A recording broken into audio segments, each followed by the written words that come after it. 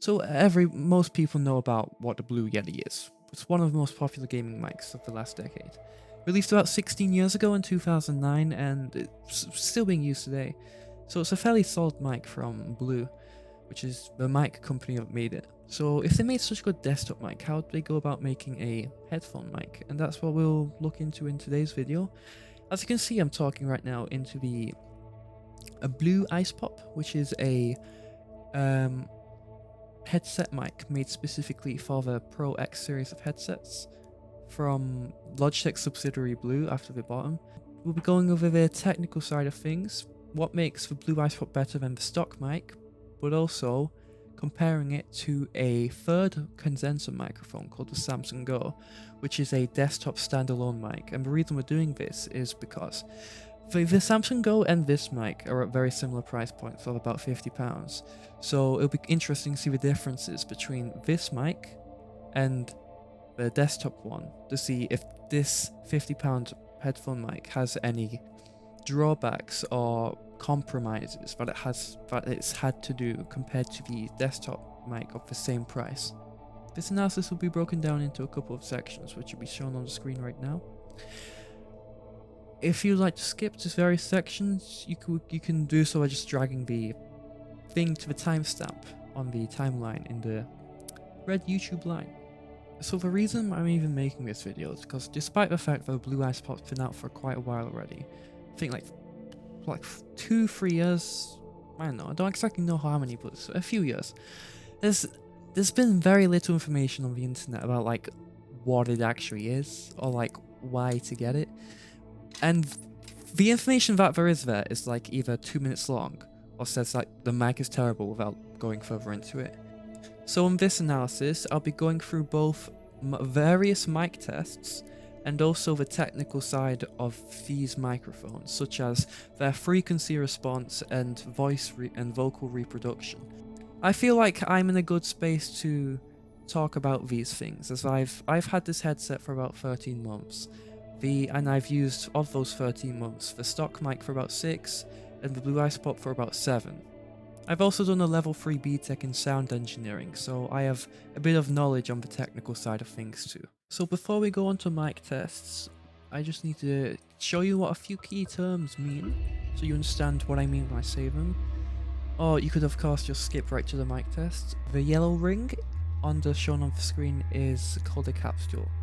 It's a part of a microphone that converts sound waves into electrical signals that can be read as basically sound by a computer.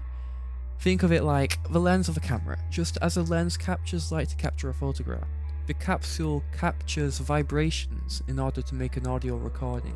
In general, a bigger capsule will lead to more accurate voice reproduction due to it being able to capture a higher spectrum of vocal frequencies than a smaller capsule, because a bigger capsule can vibrate more than a smaller one, so it can capture the vocal frequencies that require more vibrations, such as bass frequencies.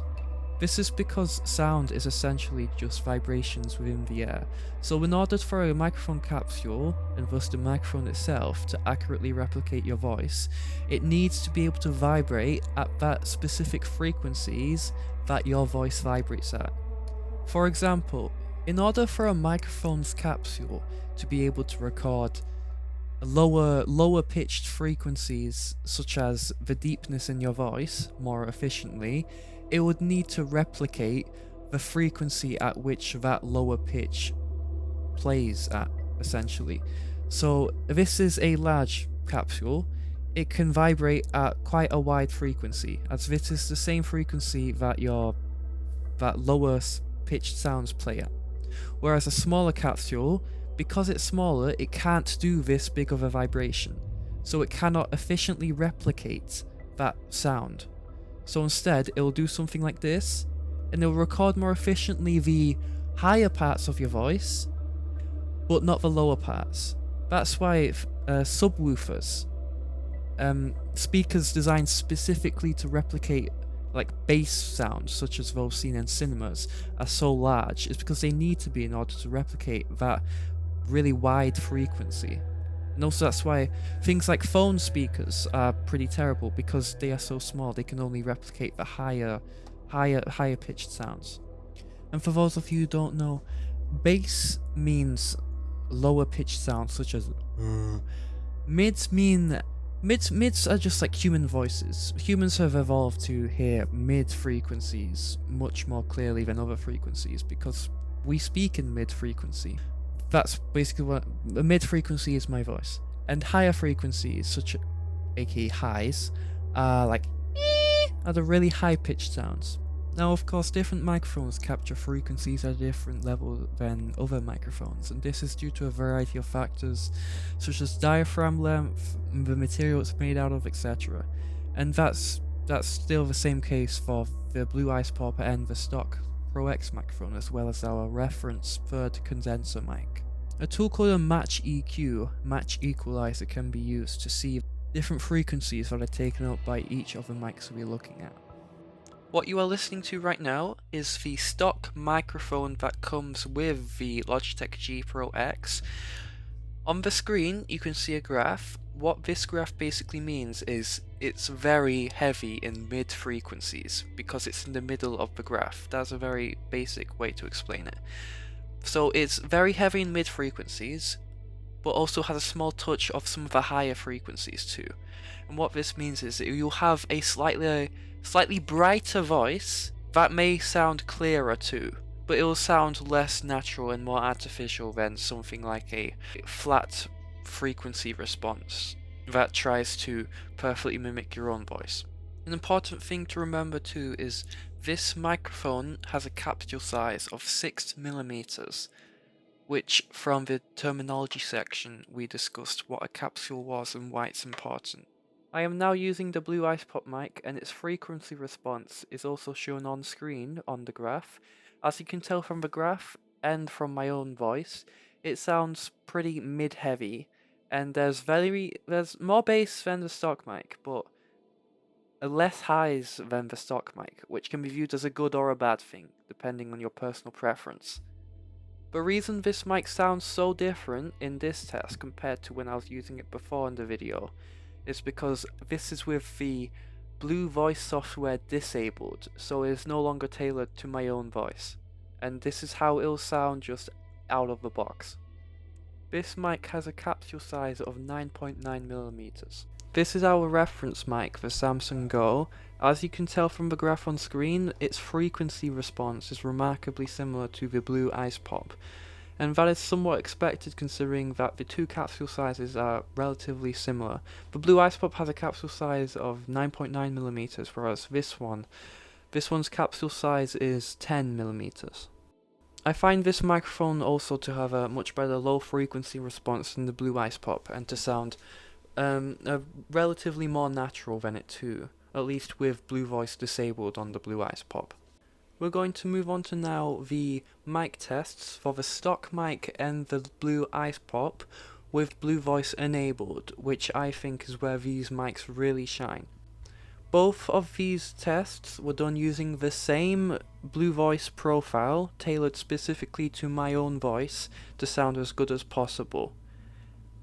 What you're listening to right now is the stock microphone that comes with the purchase of the Pro X headset. It is pretty. It's a fairly rich profile, and what I mean by that is it's fairly high frequency. There's not a lot. There's basically zero bass, and the mids and highs are pretty pronounced, and that creates a much more clearer voice than other microphones. But still, it doesn't sound very natural. It sounds quite artificial. But if we enable Blue Voice, which has microphone settings tailored to my own personal vocal frequency, in 3, 2, 1, as you can probably see, it is much more. The bass is more pronounced than with it disabled. The mids are no longer overbearing, and the highs are richer without it taking away from the overall profile. It's a pretty balanced profile, but I'd still say it's on the higher side. And the reason that we can't really get at least for my voice, a fully balanced profile with this mic is because of the capsule size. With a capsule size of only 6mm, we're quite limited on what we can tell. We're quite limited on getting the microphone to convert the frequencies from my voice into sound that I want it to, because the smaller capsule size means that the lower frequencies don't get picked up as much as a high capsule mic like the Blue IcePop. This is the Blue IcePop microphone for the Logitech G Pro X. The sound profile with Blue Voice disabled is pretty mid-heavy. There's more bass than the stock mic, but still not a lot, and the highs are pretty dull. Quite unimpressive for a mic of its price, but how this mic really shines is with the Blue Voice software enabled, which we will enable in 3, 2, 1. Now it is enabled. The bass is much more pronounced. The mids are balanced, and also the highs are much more richer too, to make a fairly balanced profile that mimics sort of like a desktop mic, honestly. And how we can achieve this is because of the larger capsule size that the Blue IcePop offers over the stock mic. And this means that this larger capsule can vibrate at frequencies that the stock mic physically cannot, because it's smaller, 6mm versus 9.9mm. And this is also how we get it to sound non-artificial too, the Blue IcePop, compared to the stock mic, which sounds a little bit artificial with Blue Voice enabled. Again, as a reference, this is the Samsung Go mic with its 10mm capsule on my very sophisticated mic stand, which is not just a folded lamp. It's a very similar sound to the base Blue IcePop with Blue Voice disabled. Very mid-heavy with more bass than the Blue IcePop with Blue Voice disabled from the larger capsule size of 10mm. Because you can't use this mic with Blue Voice, it's not a Logitech product. This is the best this is going to sound, unless you've got an audio interface like a Scarlett 2i2. So what do I think of the stock microphone and the IcePop? They are quite unremarkable on their own without Blue Voice enabled. But with Blue Voice enabled, it can sound pretty impressive, and more like a desktop mic than a headset mic with the right settings, especially the Blue IcePop. So here's my final thoughts. I think the Blue IcePop is worth it if you can get it, because I do think there is a large enough difference between the stock mic of the Pro X and this mic with Blue Voice enabled. In addition, because of the large capsule of the Blue IcePop, it's much less prone to distorting than the stock mic. Like, what distorting means is basically crackling in the sound when you speak too loud, which you may have noticed in that small montage just there of me going through the a few sentences with the Blue IcePop and stock mic together.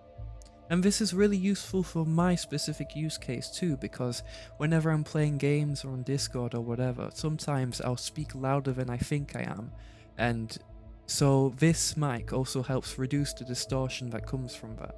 However, if you have I think just a Logitech G Pro without the X, I don't think you have access to Blue Voice. So in that case, there's like there'll be no reason to get the Blue IcePop, because without Blue Voice enabled, the stock mic and the Blue IcePop they sound far too similar to justify the price of the Blue IcePop. Plus, you may even prefer the stock sound profile over the IcePop. In conclusion, I really like the Blue IcePop, and I definitely think it's worth it if you're like me, who like I like to have good mic sound, but I don't like having a big standalone mic on my desk, because I think it's too distracting when I'm like looking at my computer or playing games. I like to have it like just in the corner, just barely in my view, and I think it serves its use for that very well, whilst also maintaining a good level of audio fidelity too. Thank you for watching up to this point. I hope it was helpful. This has been my guide, review, whatever, on the stock microphone for the Logitech G Pro X and the Blue IcePop. Goodbye.